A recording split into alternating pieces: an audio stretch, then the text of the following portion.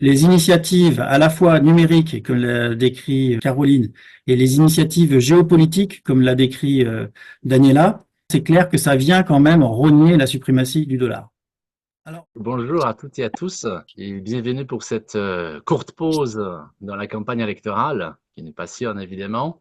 On va parler d'autres choses. On va parler du système monétaire international, de la place du dollar dans ce système monétaire international et aussi de la géopolitique, donc des thèmes du dossier de ce nouveau numéro de l'économie politique, la revue dont j'ai le plaisir d'être rédacteur en chef. C'est une revue qui est publiée en commun, une sorte d'aventure intellectuelle commune, hein, entre l'Institut Veblen où je travaille et nos amis du magazine Alternatives économiques. Ce dossier a été coordonné par Jean-François Ponceau qui est avec nous aujourd'hui et aussi par deux membres du conseil des rédactions, Jésabelle Coupet-Sauberan et Dominique Pliant. Et je le remercie pour cette aide très précieuse dans la construction du dossier, dans les discussions autour des papiers, etc. Et je suis très heureux de ce travail. Alors, le sujet du dossier a été proposé par Jean-François, donc je lui laisserai tout à l'heure le soin de nous expliquer pourquoi il pense qu'il fallait revenir à ce sujet qui est quand même classique, parce que ça fait longtemps qu'on en parle. Cette année, je pense qu'en fait 25 ans de la création de l'euro, et je me rappelle qu'à l'époque, dans le débat sur l'euro, il y avait aussi cette dimension d'un système monétaire multipolaire. Bref, ça fait longtemps que des économistes, en tout cas certains économistes, nous annoncent un nouveau système monétaire plus multipolaire, donc avec la fin du privilège exorbitant du dollar, une diversification progressive des devises, etc. Aujourd'hui, sans préempter ce qu'a va dire Jean-François, mais il est clair à chacun, je pense, que ce débat est revenu, mais dans un contexte nouveau, très différent. Donc, il est porté par tous les conflits géopolitiques. Il va notamment de ce que pensent faire les pays du groupe BRICS, notamment la Chine. Mais ensuite, nous avons aussi la guerre en Ukraine, toutes les sanctions imposées à la Russie, qui montrent justement que l'accès au dollar reste quand même un élément important de l'intégration économique internationale. Donc, le sujet revient. Il y a beaucoup d'appels pour sortir de la dépendance du dollar. Mais alors, du coup, qu'en est-il réellement? C'est un peu ça la question que nous avons voulu explorer dans ce dossier, en ajoutant une dimension nouvelle qui n'était pas vraiment présente il y a 25 ans quand on parlait de ça dans le contexte de l'euro, à savoir l'innovation monétaire, la création de nouvelles monnaies numériques et des stablecoins, parce que dans le débat sur l'avenir des monnaies dominantes dans le SMI, on se pose aussi cette question-là. Est-ce que les monnaies nouvelles, numériques, privées ou publiques d'ailleurs, vont remplacer, défier le dollar? Pour parler de tout ça, nous avons avec nous trois auteurs. Dans l'ordre alphabétique, Caroline Bozou, qui est maître de conférences à Paris-Panthéon-Sorbonne. Daniela Magalhães-Prates, qui est responsable principale des affaires économiques à la Conférence des Nations Unies sur le commerce et le développement. Et donc Jean-François Ponceau, que j'ai déjà mentionné, qui est professeur des sciences économiques et chercheur au laboratoire Pacte à l'université de Grenoble-Alpes à Grenoble. Donc, avant de donner la parole à Jean-François, je vous rappelle tous très rapidement donc, le sommaire. Enfin, je vous présente le sommaire plutôt. Nous avons donc un dossier dont nous allons parler aujourd'hui avec 5 papiers. Camille Macaire qui a expliqué, dans le papier qui ouvre d'ailleurs le dossier, comment la Chine internationalise sa monnaie. Ensuite, donc, le papier de Daniela Prates, coécrit avec Luisa Perufo sur les BRICS qui hésitent entre le dollar et le renminbi, donc la monnaie chinoise, justement. Jean-François Ponceau, il a écrit plus précisément sur le positionnement des pays du Sud, qui sont déchirés entre la dollarisation et la dédollarisation. Et nous avons aussi parlé de l'euro, plus spécifiquement, c'était Cyriac Guillaumin qui repose la question qu'on s'est posée déjà il y a 25 ans. L'euro peut-il encore devenir une devise internationale clé? Et ensuite, Caroline Bozou, qui est avec nous aujourd'hui, se penche plus spécifiquement sur les nouvelles monnaies numériques et leur impact éventuel sur le système monétaire international et sur la place du dollar. Et pour finir le tour, je vous dis aussi que chaque numéro a des articles hors dossier. Donc, dans ce numéro-là, vous trouvez une analyse de l'économie mexicaine. C'est un peu dans l'actualité puisqu'ils ont connu justement des élections récentes. C'est Robert Boyer qui s'est demandé quel sera le devenir de l'héritage d'Obrador après les élections. Mais nous avons aussi un bilan des monnaies locales en France, réalisé par Jérôme Blanc Marifard et Oriane Lafuente San-Pietro, ainsi qu'un papier plus conceptuel sur la notion d'économie des guerres climatiques. Donc, les auteurs se demandent qu'est-ce que ça signifie en réalité de transposer le terme d'économie des guerres à la lutte climatique, quels sont les présupposés. Et ensuite, il y a une recension de La Fabrique des mondes communs, un nouvel ouvrage de Pierre-Olivier Monteil qui se pose la question de savoir comment retrouver l'essence dans les collectifs de travail. Donc, vous voyez l'étendue des préoccupations de l'économie politique. Je vous invite évidemment à suivre la revue, à suivre nos webinaires que nous organisons maintenant pour chaque numéro paru. Parfois de façon plus intensive, puisque le dernier numéro qui portait sur l'Europe a occasionné 8 ou 9 séances. Toutes ces séances, comme celle-ci, sont donc disponibles sur notre site, sur notre chaîne YouTube. Voilà pour toutes les annonces. Jean-François, donc je te donne la parole pour un peu un tour du dossier peut-être. Donc, comment évolue le système monétaire international à tes yeux et comment évolue ou risque d'évoluer la place du dollar? Oui, alors merci beaucoup Wojtek. Je voudrais aussi remercier chaleureusement tous les contributeurs au dossier. Et puis évidemment Jésabel Coupé-Soubeyran et Dominique Plion, parce qu'en fait on a été trois à coordonner ce dossier sur la fin du dollar roi avec un point d'interrogation. Alors je vais à la fois rappeler la genèse de ce numéro, pourquoi on a voulu travailler sur ce thème-là, dans cette optique-là, et puis ensuite je parlerai un peu plus de mon papier qui est sur la dollarisation des pays du Sud. Alors tout d'abord la genèse du numéro. La genèse de ce numéro est relativement simple, c'est qu'en fait, on a voulu revenir sur une question sempiternelle en économie monétaire et financière, qui est la question de l'avenir du système monétaire international. En fait, cette question, elle se pose depuis des décennies, c'est-à-dire dès 1971, avec la fin du système de Bretton Woods, on avait déjà ce questionnement. Plus récemment, la crise financière globale, à la fin des années 2000, c'est pareil, avait lancé tout un ensemble d'initiatives pour essayer de trouver une nouvelle architecture monétaire et financière. Et puis, c'était retombé, c'est-à-dire les discussions qui avaient lieu dans les sommets du G7, G8, G20, au FMI et ailleurs.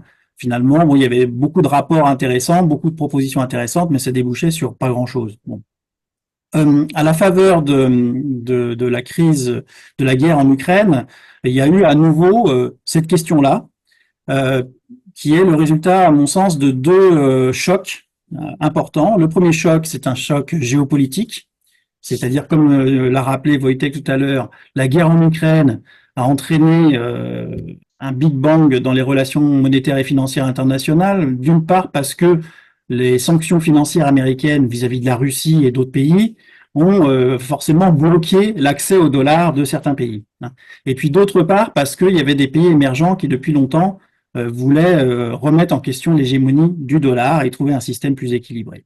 Mais ça, c'est le premier choc, un choc, on va dire, de nature géopolitique, fondamentale, et qui transforme la donne, et qui amène à se poser la question, cette fragmentation monétaire, est-ce qu'elle va nous amener vers une configuration pacifique ou avec un minimum de coopération internationale, ou au contraire une fragmentation qui serait moins pacifique et qui conduirait véritablement à une guerre des monnaies avec des blocs les uns contre les autres.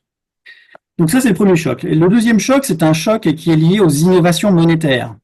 Alors ça, je laisserai Caroline Bauzou en parler tout à l'heure, parce que dans son papier avec sa co-auteure, elle montre très bien cette question-là, c'est-à-dire que les innovations monétaires numériques publiques, en l'occurrence les monnaies numériques de banque centrale, ou les innovations monétaires numériques privées, comme les stablecoins ou les crypto actifs ou crypto-monnaies, eh bien, effectivement, là aussi, bouleversent la question des relations monétaires et financières internationales.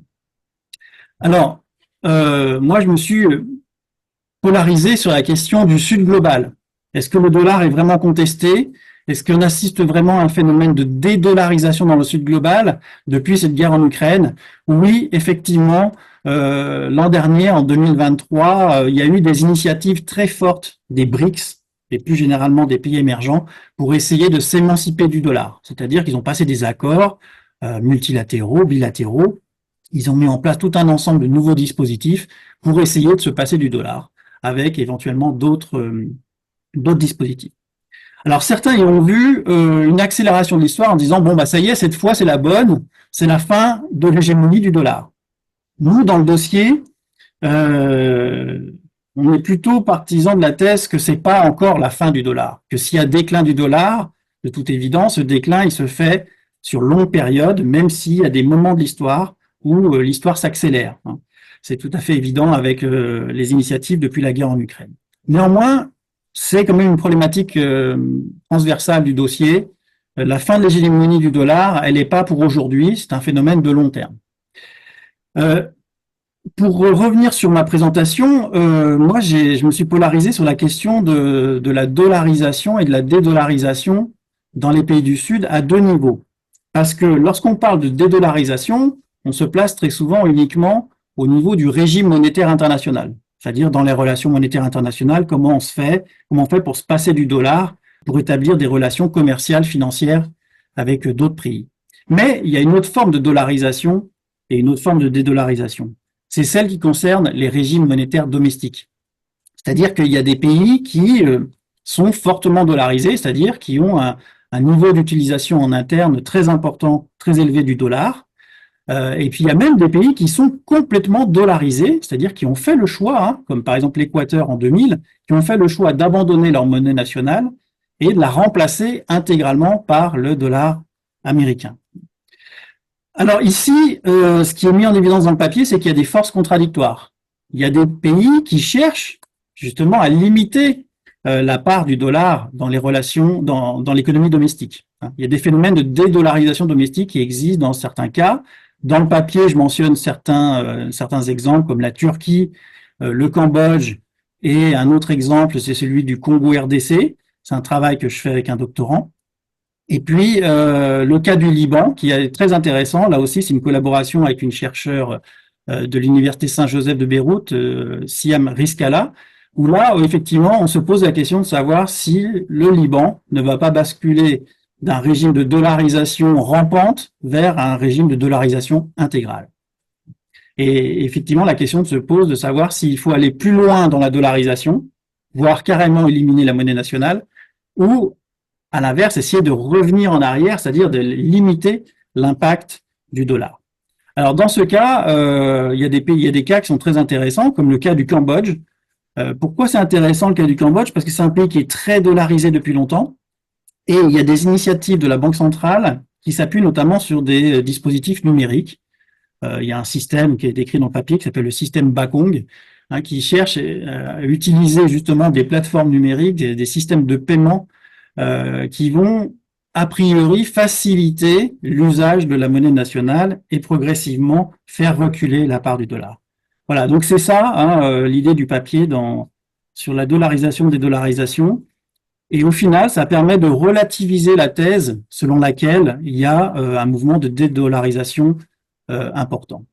Enfin, dernier point dans ce papier, voilà, si je retrouve la bonne diapo, voilà. Il faut prendre aussi en considération les évolutions dans les pays qui sont fortement dollarisés.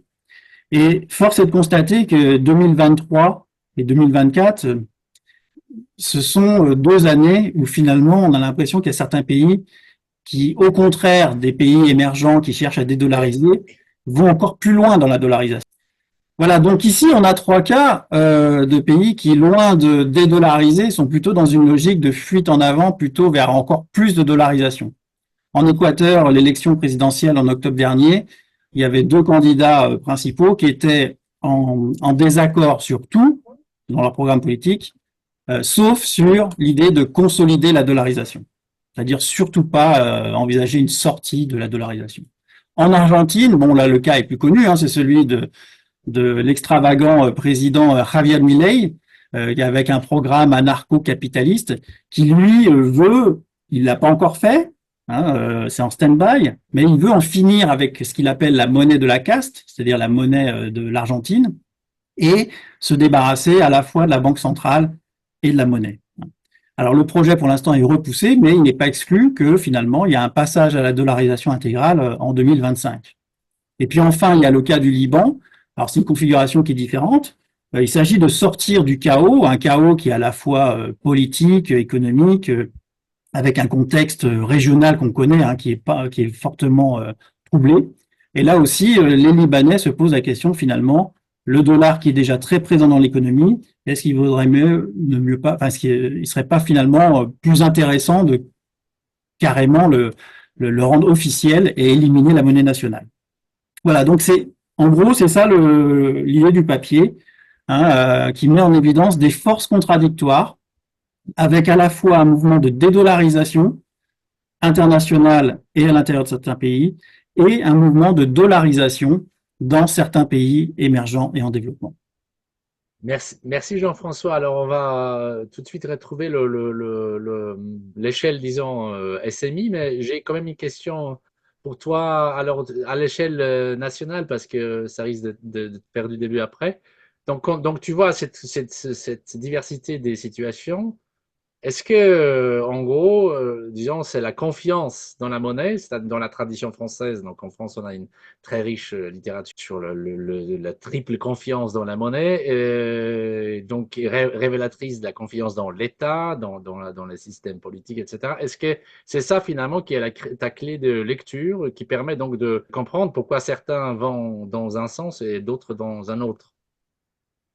Alors, dans ce travail que je mène sur la dollarisation et la dédollarisation, pour moi, il y a deux perspectives. Il y a une perspective qui est macroéconomique, c'est-à-dire que s'il y a des pays qui dollarisent ou qui dédollarisent, c'est parce qu'en fait, ils sont confrontés à des contraintes macroéconomiques, de balance des paiements, de financement externe, d'endettement de vie.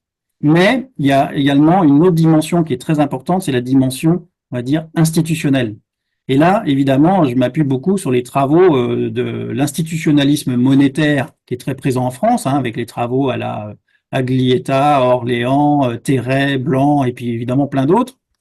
Et là, effectivement, cette grille de lecture, elle est importante parce qu'elle permet de mettre en évidence pourquoi on institutionnalise la monnaie, notamment au niveau des individus, au niveau des agents économiques. Pourquoi il y a des agents économiques qui préfèrent utiliser le dollar ou qui abandonnent leur monnaie nationale, alors qu'a priori, ça pourrait être un paradoxe. Je donne juste un exemple là-dessus. Les Argentins, qui sont réputés pour être très chauvins, voire parfois nationalistes, hein, c'est vrai que quand on discute avec des Argentins, ils défendent très souvent la patrie, etc. Bon, ben, il y a une propension chez les Argentins qui est très forte à abandonner leur monnaie et à et à utiliser le dollar américain. Et ça, c'est quelque chose qu'on ne retrouve pas dans d'autres pays de la région. Daniela me contredira si je dis une bêtise, mais au Brésil, on n'a pas cette propension à aller sur le dollar. On continue à utiliser la monnaie brésilienne. D'accord, d'accord. Donc, quelque part, ces travaux se trouvent confortés par tes recherches. Bon, mais merci Jean-François. Alors, donc Daniela, je me tourne vers vous, effectivement. Alors, vous avez coécrit un article sur le positionnement des BRICS, des pays des BRICS, du Brésil notamment, mais pas uniquement.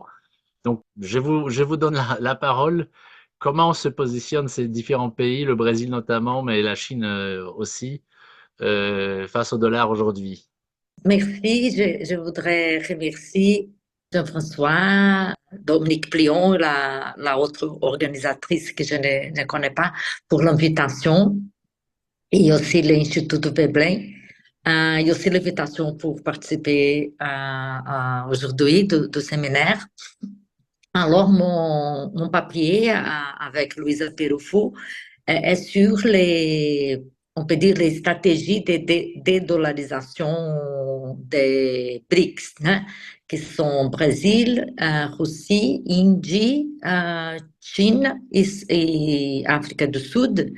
Et maintenant, hein, il y a les BRICS Plus, qui 4 pays ont été inclus, c'est la Éthiopie, l'Arabie Saoudite, et des Émirats Arabes Unis et Argentine. Mais Argentine, elle a sorti après Milei.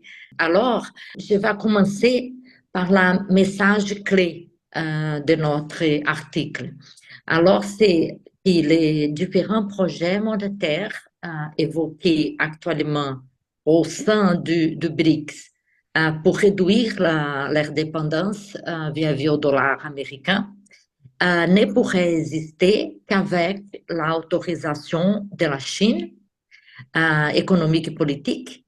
Ils ne peuvent qu'accélérer l'internationalisation du renminbi. Alors ça, c'est notre message clé, notre hypothèse. Et alors, pour arriver à, pour développer cette hypothèse, on a organisé les papiers en 4 sessions. Introduction, après on parlait de la relation des BRICS et la Chine. Alors, qui sont les BRICS pour la Chine? Et quelle stratégie dédollarisée? Quelle stratégie que les présidents, les pays ont en tête? Et après, c'est comme la dernière session, la conclusion, les limites de dollarisation. Je vais seulement alors résumer notre ligne de raisonnement. Notre point de départ au article, je pense que peut-être nous sommes les 2 auteurs brésiliens, mais aussi parce qu'il a été beaucoup diffusé aux médias. C'est une question que le président Lula a posée quand la ex-présidente brésilienne Dilma Rousseff a assumé la présidence des banques des BRICS, qui c'est le New Development Bank. Alors, Lula a demandé pourquoi ne pouvons-nous pas faire du commerce basé sur nos propres devises? Alors, son propos à ce moment était que les New Development Bank, les banques du BRIC, il aura émis cette monnaie. Mais, et alors, qu'est-ce qui c'est important pour comprendre et pour répondre à cette question? Il faut l'analyser dans le contexte plus ample, plus large des relations au niveau international entre monnaie et pouvoir.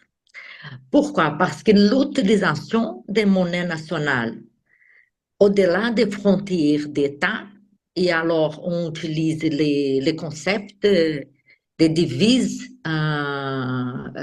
qui c'est un concept connu en France, au Brésil, parce qu'en anglais, on n'a pas les mots, on ne différencie pas les mots monnaie et devise, mais on adopte exactement la définition d'Aglietta, ou la fin des devises clés, qu'une monnaie devient une devise quand elle est utilisée à un niveau international.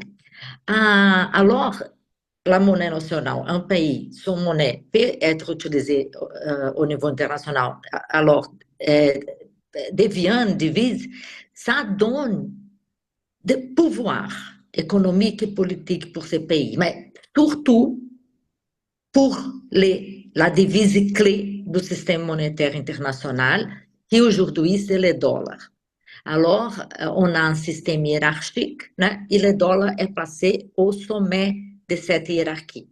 Et ce pouvoir, il est résumé, qui a été déjà mentionné, dans l'expression privilège exorbitant, qui a été proposé par le ministre de Gaulle, Valéry Giscard d'Estaing, au début des années 60. Et alors, c'est pour ça qu'on commence, alors après l'introduction, pour parler de ces relations entre les BRICS et Chine. Pour la Chine, elle a une stratégie au niveau international qui a 2 voies.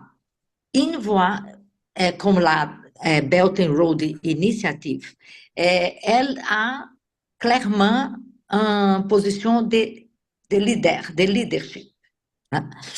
Ça est aussi le cas de Asian Infrastructure Investment Bank, les banques asiatiques d'investissement. Mais au sein du BRICS, elle se met dans une situation d'égalité. Alors, au New Development Bank, les votes de tout pays ont le même poids. Ça n'est pas le cas, par exemple, du Fonds monétaire international, où le pays qui a le plus grand quota a les poids majeurs. Et aussi, la Chine, elle fait, en faisant part du BRICS, elle réaffirme son position comme un pays en développement. Et c'est très intéressant, je vais partager avec vous qu'il a été le 60 anniversaire de la Kinoced, et le ministre du Commerce et Industrie de la Chine, il est venu. Et il a affirmé plus qu'une fois, nous sommes un pays en développement. Alors, ça est vraiment important. Alors, nous, un pays qui peut décider, non, je ne suis plus dans le développement. Et la Chine, toujours, elle réaffirme ça. Mais pourquoi, alors, que la Chine peut faire ça au sein du BRICS? Parce que ça la convient. Hein? Et c'est pour ça qu'aussi, comme la convient, elle a aussi permis que ces stratégies de dollarisation alliées au sein du BRICS. Mais le problème est que quand Jean-François et Dominique me demandaient à Louise d'écrire sur ça, on a fait une recherche, on a plongé dans les thèmes, et il n'a pas, qu'est-ce qu'on a trouvé, conclure, il n'a pas une seule stratégie. Il n'est pas toujours clair que les présidents ou les policymakers, les autres ministres, qu'est-ce qu'ils ont dans leur tête quand ils parlent de dédollarisation. Alors, qu'est-ce qui aujourd'hui, quelles sont les initiatives concrètes et aussi, je vais présenter les 3 stratégies qui ont été véhiculées, ont été mentionnées par les présidents. La stratégie de progresser dans la coopération monétaire et d'augmenter l'utilisation de monnaie nationale pour les transactions commerciales entre les BRICS, ça, on peut dire qu'il était à l'origine des BRICS. Déjà au sommet de 2010, ça a été un thème. Mais presque 15 ans après ça, peu de progrès ont été réalisés. Et la plupart ont concerné le remplacement du dollar par le renminbi. L'idée d'une devise commune est plus récente et elle a été mise au haut de l'agenda à cause des les sanctions imposées à la Russie que Jean-François a parlé. Et qu'est-ce qui a été décidé au dernier sommet qui a eu lieu à Johannesburg, en Afrique du Sud, en août de l'année dernière. A été décidé que les ministres du BRICS ont été chargés de préparer un rapport pour les sommets de cette année. Alors, cette année, on aura plus d'informations sur la question de comment les monnaies nationales peuvent augmenter les participations dans le commerce du bloc. Mais ils n'ont pas mentionné une devise ou abordé une devise commune aux BRICS. Alors, la stratégie aujourd'hui, c'est d'augmenter ces participations des monnaies nationales. Mais, en même temps, avant les sommets, et on a mis les déclarations aux articles, plusieurs présidents ou ministres ont parlé, comme Lula, d'une devise commune. Mais quelle devise commune? On a identifié trois possibilités. Une possibilité, c'est d'avoir seulement une unité de compte. Ça sera basé dans un panier de monnaie du pays des BRICS, et ça ressemblerait aux droits de tirage spéciaux du Fonds monétaire international. La deuxième était d'avoir non seulement une unité de compte, mais aussi une monnaie comme moyen de paiement pour les transactions commerciales. Alors, ça n'était comme l'euro. Ce ne sera pas une devise qui substituerait les devises nationales. Non, une devise internationale qui sera utilisée et pourrait être accumulée par les banques centrales. Et la stratégie plus ambitieuse qu'on a trouvée seulement une déclaration du gouverneur de la Banque centrale sud-africaine qui sera d'avoir un monnaie comme l'euro. Mais quelle est notre conclusion? Il a vraiment des limites si on considère même la première option, que c'est la moins ambitieuse, ça est la possibilité de ça devenir, d'être mise en place, hein, elle est limitée et pour être possible ça, seulement si ça convient à Chine. Hein. Alors, pour conclure, une chose importante est que même la proposition de Lula, une monnaie seulement pour transactions commerciales, ce n'est pas suffisant dans le capitalisme à dominance financière, utilisant les mots des régulationnistes français. Hein. Il faut avoir une monnaie, une vraie monnaie internationale avec un important rôle aussi pour transactions financières. Mais qu'est-ce qui se passe? Aujourd'hui, notre avis, et aussi de plusieurs auteurs, est que la Chine, la stratégie d'internationalisation du renminbi jusqu'à présent, ce n'est pas une stratégie pour substituer le dollar comme devise clé, mais une stratégie d'augmenter le rôle du renminbi comme devise parce que ça, c'est une source de pouvoir pour Chine.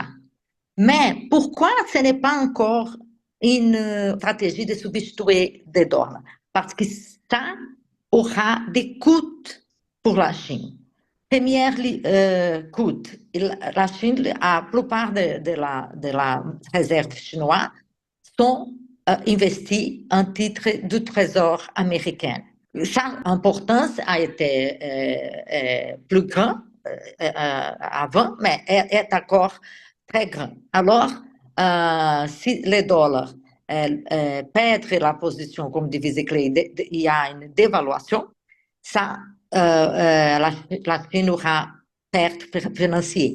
Mais l'autre important motif est que pour un devise clé dans le capitalisme avec la dominance financière, il faut offrir un actif liquide qui est demandé pour les investisseurs globaux.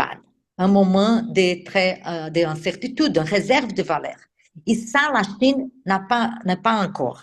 Et pour faire ça, il faudrait faire une ouverture financière totale des marchés financiers de la Chine qui aura réduire l'autonomie politique de la Chine. Ça ne convient pas à la Chine. Mais il y a une question ouverte, alors je finis maintenant, qui si la Chine, elle va au futur proche souhaiter de défier les rôles de dollar, ça on ne sait pas encore, mais c'est certain qu'elle aura dans les BRICS une plateforme pour tirer parti du yuan rouge. Merci beaucoup.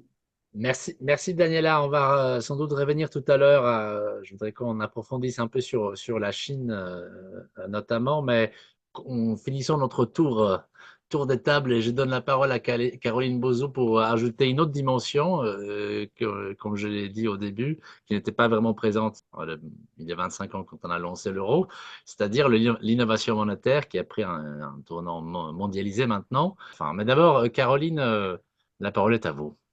Merci Voilà. beaucoup.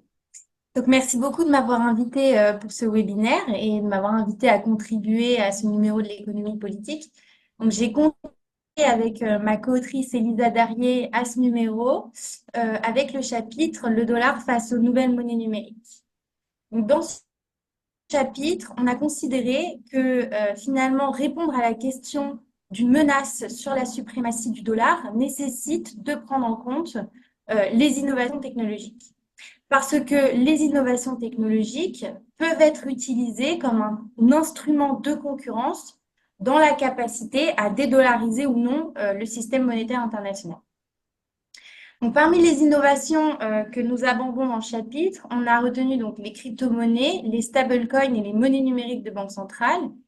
Et la question qu'on se pose, c'est vraiment de savoir si ces innovations peuvent renforcer ou au contraire affaiblir la place du dollar dans le SMI.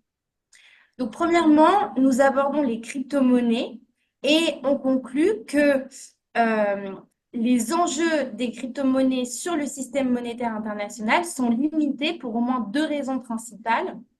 La première, c'est que ce sont des actifs dont le cours fluctue au gré de la demande et qui n'ont pas de valeur intrinsèque et qui sont donc très volatiles. Et la deuxième raison, c'est qu'ils ne possèdent aucune des propriétés fondamentales de la monnaie.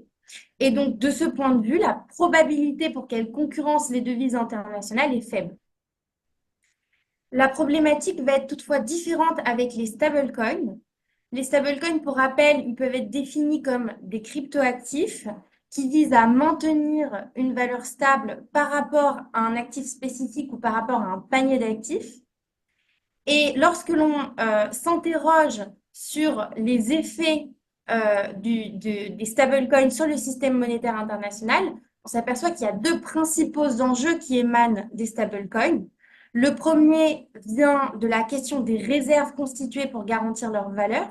Et le second enjeu vient de la substitution potentielle des monnaies nationales aux stablecoins.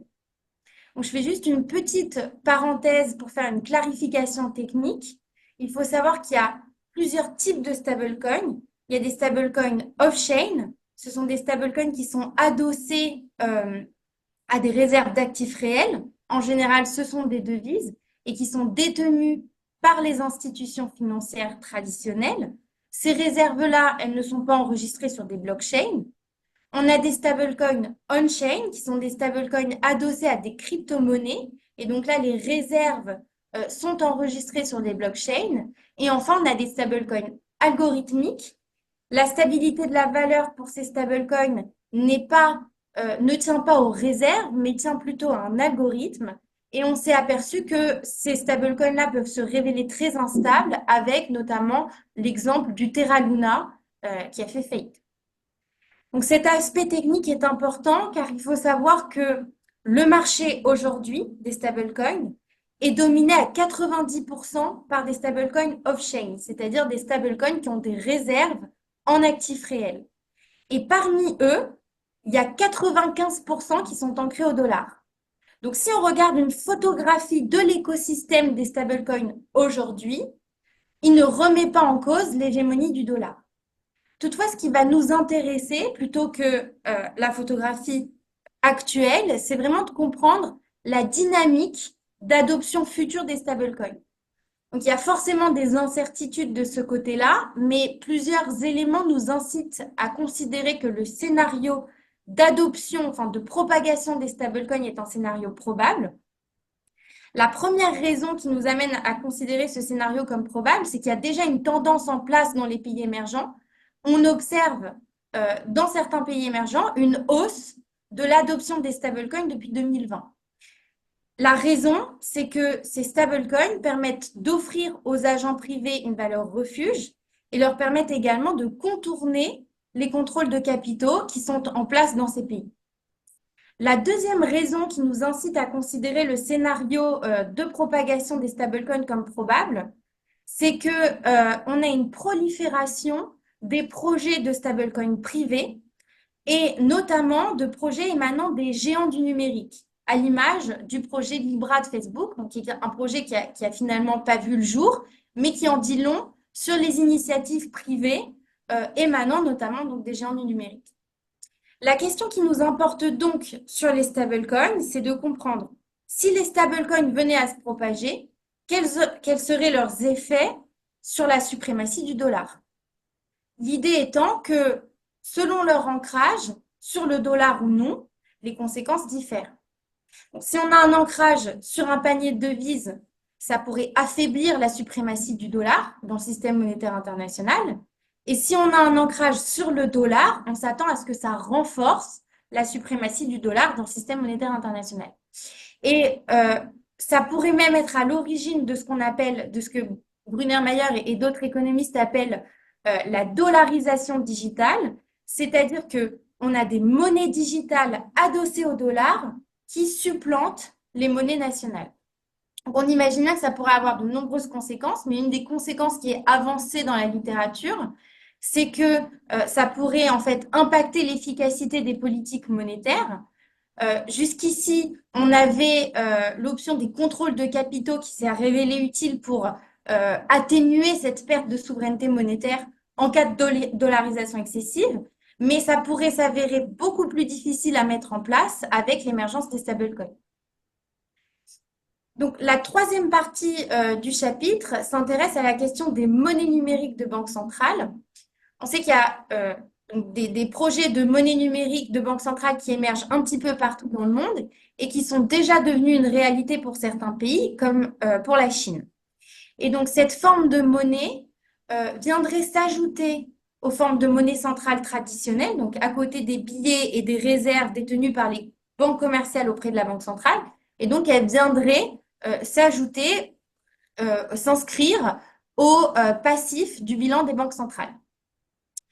Lorsqu'on veut évaluer les effets des monnaies numériques de banque centrale sur le système monétaire international, on doit faire la distinction entre monnaie numérique de banque centrale de gros et monnaie numérique de banque centrale de détail.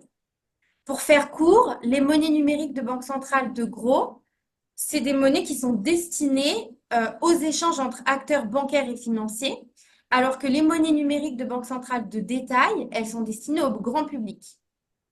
Cette différence, elle découle de motivations distinctes. Dans le cas des monnaies numériques de banque centrale de gros, l'objectif, c'est d'améliorer l'efficience des paiements transfrontaliers entre intermédiaires financiers, alors que pour les monnaies numériques de banque centrale de détail, l'objectif, c'est de démocratiser l'accès aux réserves des banques centrales au-delà de l'univers des banques commerciales. Ce qui apparaît clairement dans l'adoption des monnaies numériques de banque centrale de gros, c'est que ça constitue un élément de politique plus ou moins agressive des banques centrales et des gouvernements sur leur volonté de promouvoir l'utilisation transnationale de leurs devises. Donc, pour ce qui est de la question de la suprématie du dollar, la réponse est de l'ordre du scénario, puisque aujourd'hui, il n'y a aucun dollar numérique de gros qui n'est encore disponible. Dans le scénario d'émission d'un dollar numérique de gros, le statut international du dollar pourrait être renforcé, à condition que les risques technologiques soient maîtrisés de telle sorte que ça n'impacte pas la crédibilité de la Fed. Et dans le scénario de non-émission du dollar numérique de gros, le statut du dollar, selon nous, ne serait pas menacé à moyen terme, puisque actuellement, on n'a pas de devise pour le remplacer. Mais c'est plus difficile de parier sur son maintien à long terme, parce qu'en l'absence d'un dollar numérique, la part du dollar pourrait s'affaiblir dans les paiements internationaux et être progressivement remplacée par des devises numériques concurrentes qui proposent des services de paiement transfrontaliers à faible coût avec une efficience opérationnelle plus élevée. Pour finir, sur les monnaies numériques de banque centrale de détail maintenant, donc on considère que l'adoption généralisée de cette monnaie numérique de banque centrale de détail, c'est un scénario qui soulève encore de nombreuses incertitudes, à la fois réglementaires et d'acceptation par le grand public, Toutefois, dans l'hypothèse où ces monnaies venaient à se diffuser, pour évaluer leurs effets sur le système monétaire international, la question de l'émetteur est une question qui nous semble importante. Donc, si l'émetteur est un acteur majeur du système monétaire international, l'émission de cette monnaie numérique banque centrale de détail pourrait renforcer l'influence monétaire de l'émetteur. Par exemple, pour les États-Unis, ça viendrait renforcer le phénomène que j'ai mentionné de dollarisation numérique. Parallèlement, pour les petites économies, on pourrait y voir un moyen finalement de s'affranchir du dollar et d'enclencher un phénomène de dédollarisation. Donc, notre conclusion est la suivante. On considère que pour ce qui est des crypto-monnaies, elles ne devraient pas modifier le paysage monétaire international. Pour ce qui est des stablecoins, leur diffusion nous paraît probable et si on en croit la tendance déjà en place, elles devraient renforcer le dollar. Concernant les monnaies numériques de banque centrale, on fait l'indistinction entre les monnaies numériques de gros et les monnaies numériques de détail. Pour ce qui est des monnaies numériques de banque centrale de gros, elles devraient permettre aux banques centrales d'imposer leur monnaie numérique dans les échanges internationaux, entraînant une concurrence accrue entre les monnaies finalement, et l'effet sur le dollar dépendra de la vitesse d'adoption d'un dollar numérique de gros.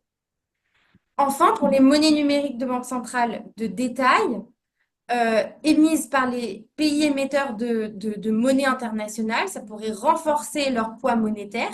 C'est le cas pour le dollar. À l'inverse, pour les petites économies, ça pourrait être utilisé pour finalement s'affranchir du dollar. Merci, merci Caroline. Il y a une question pour vous. Parce que vous avez effectivement bien établi les typologies, donc toutes les monnaies des géants du numérique, dans quelle catégorie se situent-elles? Est-ce que c'est donc elles sont adossées au dollar, c'est ça? Alors, pour les monnaies des géants du numérique, pour le moment, le seul exemple qu'on a, c'est le Libradium qui n'a pas vu le jour. C'était un stablecoin qui était adossé à un panier de devises.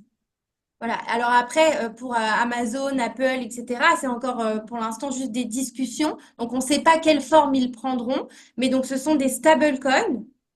Et ces stablecoins peuvent être soit off-chain, soit on-chain et adossés soit à un panier de devises, soit à d'autres actifs, soit au dollar.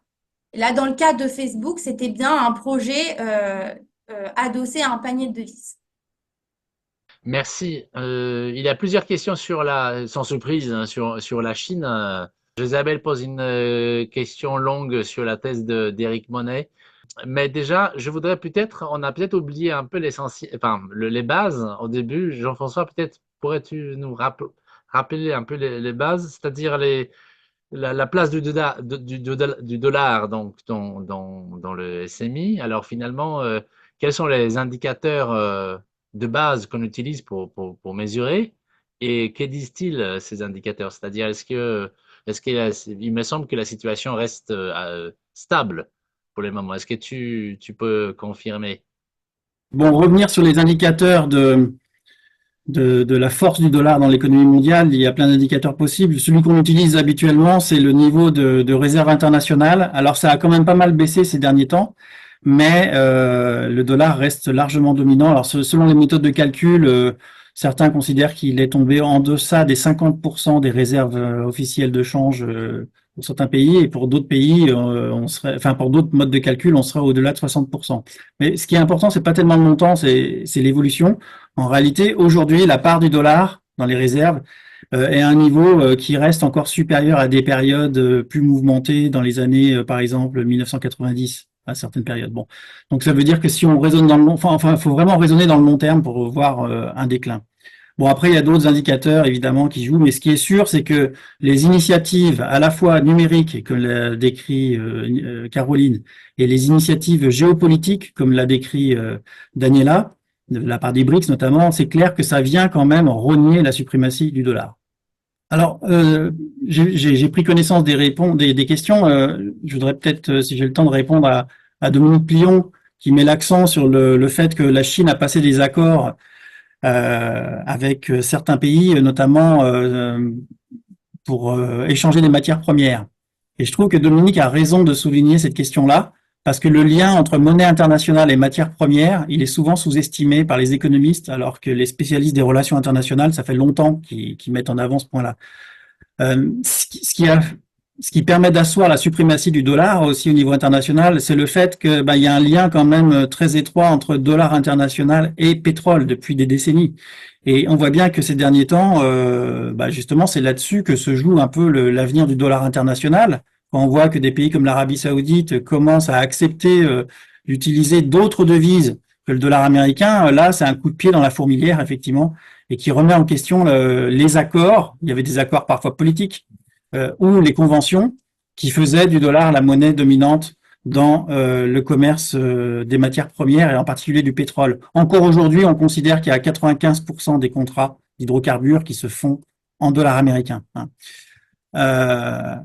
Et puis, autre élément qui est important, en revanche, c'est clair que malgré les offensives de la Chine, il y a des faiblesses structurelles du dollar. Camille Macaire, qui pouvait pas être là aujourd'hui, qui a fait un très très bon papier dans le dossier là sur la place du renminbi, souligne à juste titre ses faiblesses, c'est-à-dire que déjà c'est une monnaie qui est pas complètement convertible. Ensuite, il y a une volonté politique, mais en même temps la Chine veut contrôler sa monnaie, c'est-à-dire qu'elle veut, elle est un peu schizophrène là-dessus, c'est-à-dire qu'elle veut que sa monnaie s'internationalise pour concurrencer le dollar, pour renforcer son pouvoir, comme l'a dit Daniela, mais en même temps elle veut garder le contrôle dessus. Et donc, elle peut pas rendre sa monnaie complètement convertible.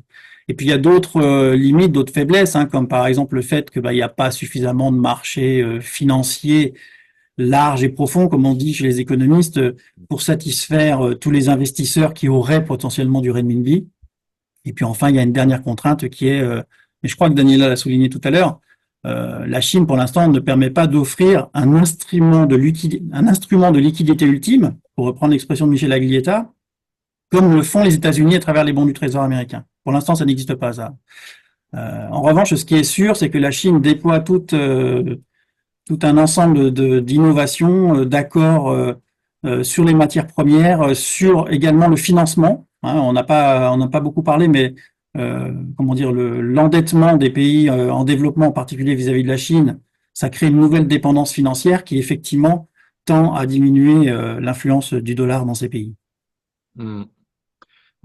Merci Jean-François. On va poursuivre un peu sur la Chine et effectivement, Daniela, il y a une question qui s'adresse, la question de Isabelle Coupé-Soberan s'adresse à vous. Est-ce que la Chine a besoin d'un dollar dominant pour maintenir ses propres réserves, pour assurer la stabilité de sa propre monnaie? Et alors, je ne sais pas si vous avez eu le temps de regarder la question, mais elle me semble effectivement importante parce que je voudrais que dans le temps qui nous reste, un peu qu'on se projette aussi un peu plus long terme, c'est-à-dire donc il y a des tendances. Au début, Jean-François a dit que bon qu'il faut regarder tout cela dans le long terme, mais quels sont finalement les facteurs qui permettent de penser que dans le long terme, la situation va changer? C'est ça que il n'est pas parfaitement clair pour moi, c'est quels sont les facteurs, parce que les freins et les obstacles qui pèsent sur la Chine, alors est-ce que la Chine est prête à les lever? Et ensuite, ça, c'est une question à la fois enfin, pour vous trois en réalité. Mais ensuite, il y avait une question plus précise sur les BRICS, c'est que ce que sur l'unité de compte, alors cette idée-là, est-ce qu'elle renforcerait la domination de la Chine sur l'ensemble des BRICS? Donc, est-ce que c'est vraiment quelque chose qui, d'un point de vue du Brésil, par exemple, ferait sens? Oui, oui, bien sûr. Alors, seulement pour ajouter ces commentaires de Dominique Plion, le marché à terme remis, c'est une des initiatives d'internationalisation, exactement. Mais le point est qu'il y a une stratégie d'internationalisation, ce n'est pas obligatoirement une stratégie de faire sa monnaie en devise clé. Et exactement une contrainte que la Chine a est que d'avoir ces réserves un dollar américain qui sont investis au marché des trésors publics américains. Alors, ça est un contrainte. Mais le problème est comment réduire l'importance des marchés de trésors publics américains si c'est les marchés plus liquides et plus profonds. Alors, pour moi, ça, c'est une des questions que je ne vois pas seulement à long terme que je pense qu'on peut voir. Une importante chose est de la Chine augmenter la croissance, l'importance du marché domestique et alors avoir un déficit, un compte courant pour ne pas accumuler plus de dollars. Alors, ça demandera un changement du modèle qui est déjà un procès de changement du modèle de développement, de baser plus au marché interne qu'aux exportations et comme la première source de demande effective. L'autre chose importante est, en complémentant ce que Jean-François a parlé, c'est le rôle du dollar comme unité de compte de transactions financières et des stocks de richesses globales. Si on voit la participation du dollar comme unité de compte des prêts bancaires et des titres comme l'euro a l'importance des marchés d'euros, l'euro est très important, mais si on regarde les titres des pays en développement, c'est le dollar. Et aussi pour les transactions de dérivatives, qui sont très importants dans le capitalisme de dominance financière. Le dollar est totalement prédominant. Alors, je pense que les participations aux réserves des banques centrales est très important, mais on sait que la dimension des richesses privées est beaucoup plus grande. Alors, je pense qu'il faut souvenir toujours aussi de cette fonction de l'unité de compte, qu'elle est très importante. Et alors, l'autre réponse, c'est l'unité de compte au BRICS. Oui, très intéressant, parce que qu'est-ce qui va se passer? Le panier de monnaie dépendra de participation de chaque pays aux flux commerciaux. Et c'est la Chine qui domine. Alors ça, c'est exactement quand notre hypothèse qu'est-ce qui va, l'initiative de dédollarisation du RICS va augmenter le rôle du renminbi. Exactement, parce que le renminbi qui aura la plus grande participation dans ces paniers. Donc, si j'ai bien, alors, donc, si j'ai bien compris, donc la Chine va continuer d'asseoir un peu la domination sur les autres pays, mais sans prétendre à être une nouvelle devise clé, ou en tout cas, cette perspective-là est très, très éloignée dans le temps, et il y a toutes ces questions disons, de contraintes qu'elle veut peut-être pas lever pour aller dans ce sens. Et donc, l'économie financière, donc, dépend, puisque Caroline semble dire que c'est plutôt enfin, c'est pas non plus une alternative aujourd'hui.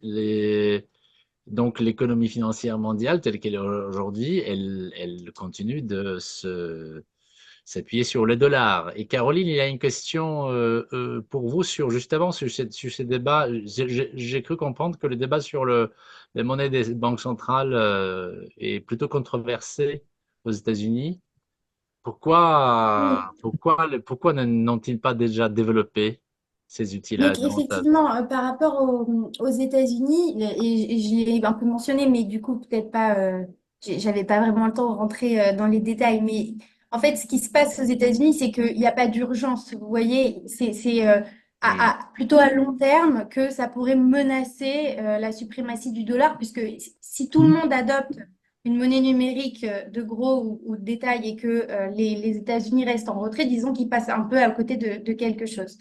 Et donc, il y a un débat aux États-Unis qui est quand même important parce qu'il y a des économistes qui sont opposés à l'adoption d'un numérique dans le sens où ils considèrent que la suprématie du dollar repose sur des atouts institutionnels qui sont indépendants des aspects technologiques de la monnaie, etc.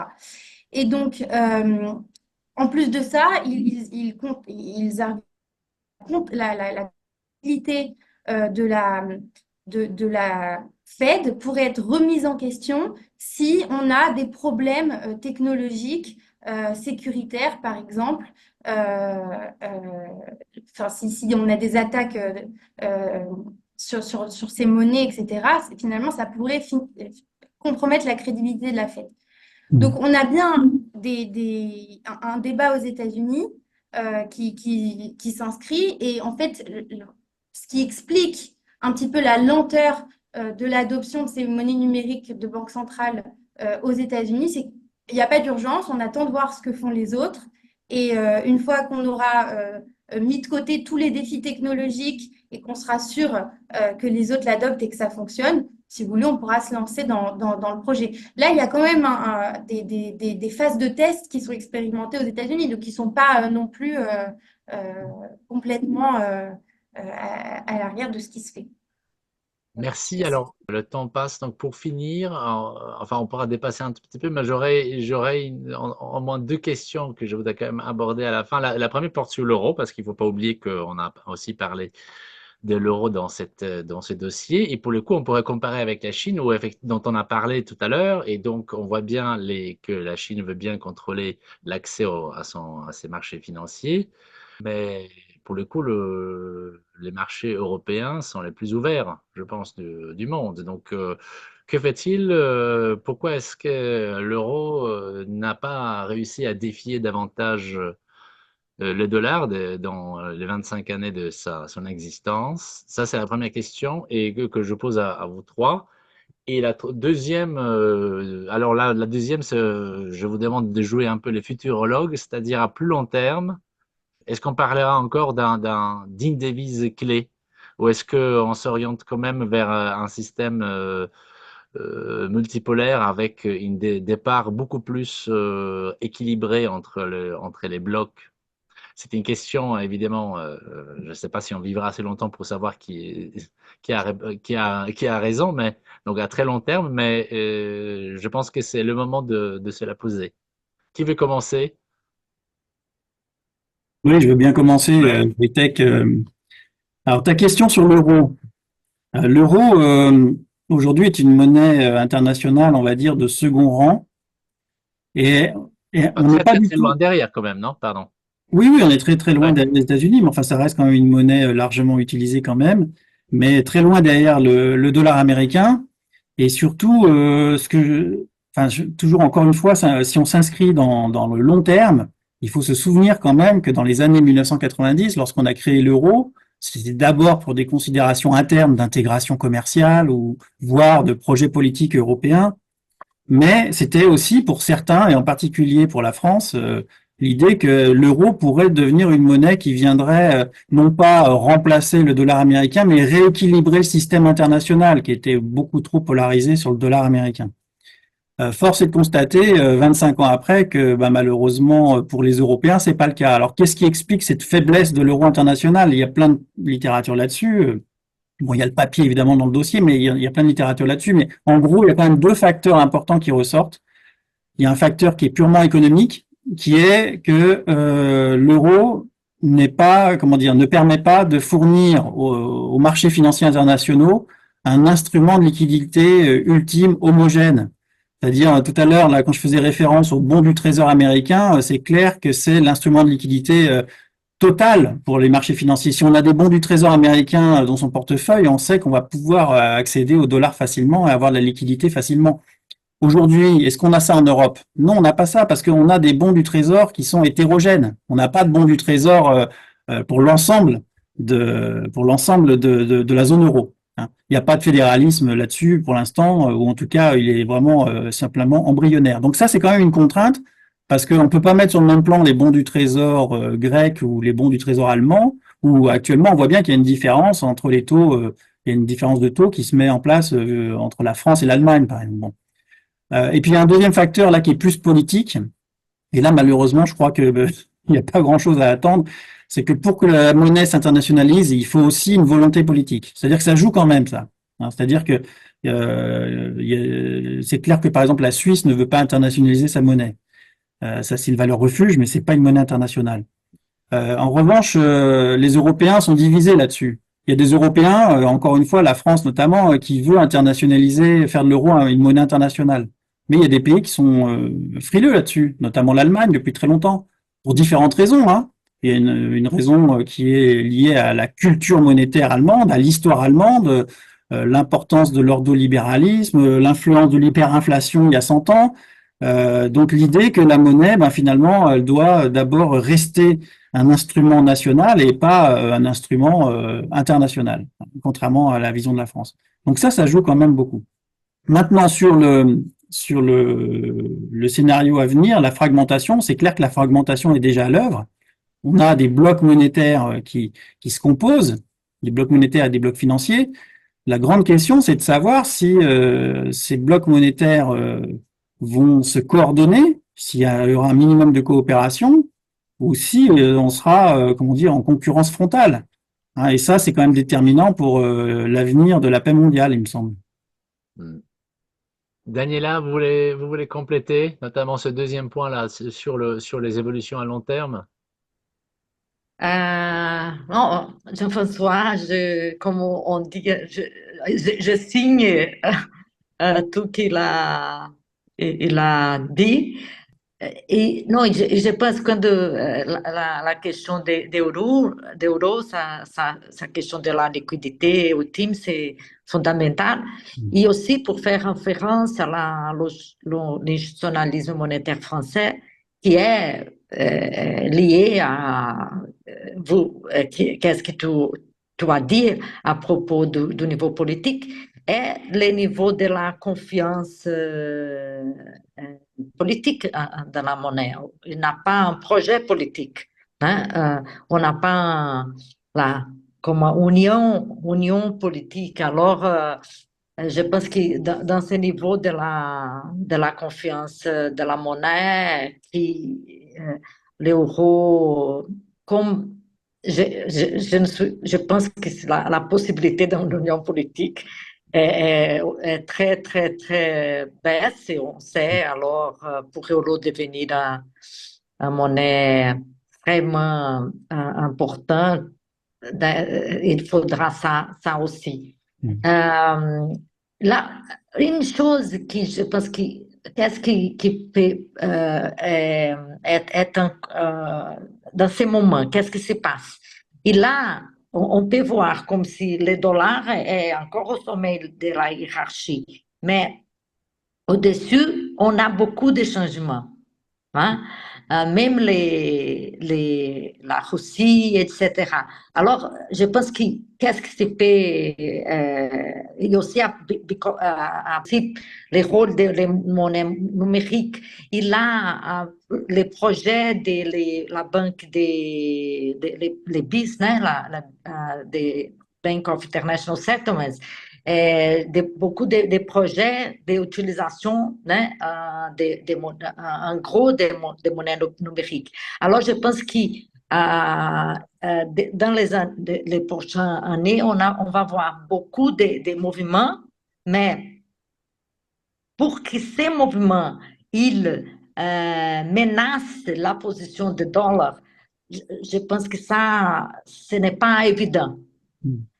pour moi. Pardon, Daniel, mais pour le coup, mais pour le Brésil, quand je pense au Brésil, ben, il n'y a pas de bons choix en fait. C'est quoi les bons choix? Les Non, scénarios positifs? non, exactement. Ou é o dólar ou é o renminbi. Parce que la Chine, comme je travaille maintenant beaucoup sur la dette des pays en développement, et on voit que dans ces points de vue, la Chine est un pays, elle n'est pas plus un pays en développement. Si on, parce que moi aussi, je suis aussi, j'utilise beaucoup le structuralisme latino-américain. Si on pense dans la structure centre-périphérie, la Chine n'est plus dans la périphérie. Parce que la Chine détermine la dynamique d'économie mondiale et elle est les pays, on sait aujourd'hui, les plus grands créditeurs des pays en développement. Alors, c'est très, très compliqué hein, la position des Chine aujourd'hui.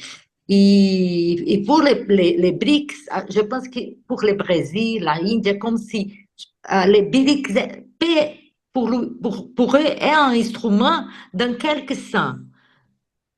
Dans les BRICS, il peut avoir dans quelques non pas, mais comme au Banque des BRICS, il peut être en situation d'égalité avec la Chine.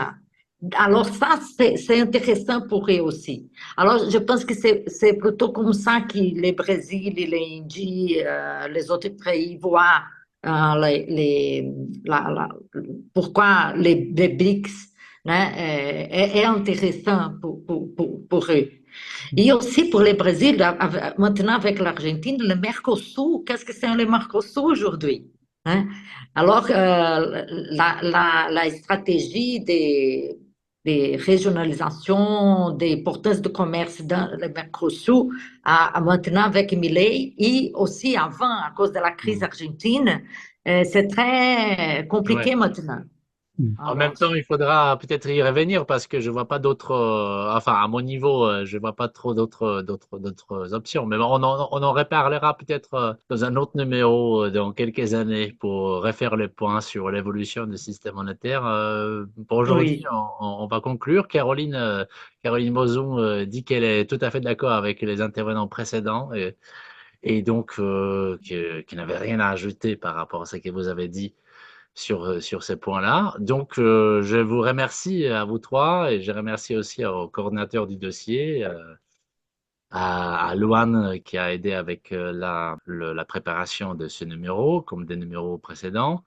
Et je vous donne déjà, alors on n'a pas encore une date, mais le numéro suivant de l'économie politique parlera de la crise du logement. Donc, vous voyez, en sautant des thèmes et on retrouvera beaucoup plus les thématiques, les problématiques françaises, européennes et françaises, très proches disons, de l'actualité que nous vivons ici en France. Donc merci beaucoup, merci encore et suivez l'économie politique, abonnez-vous et à très bientôt.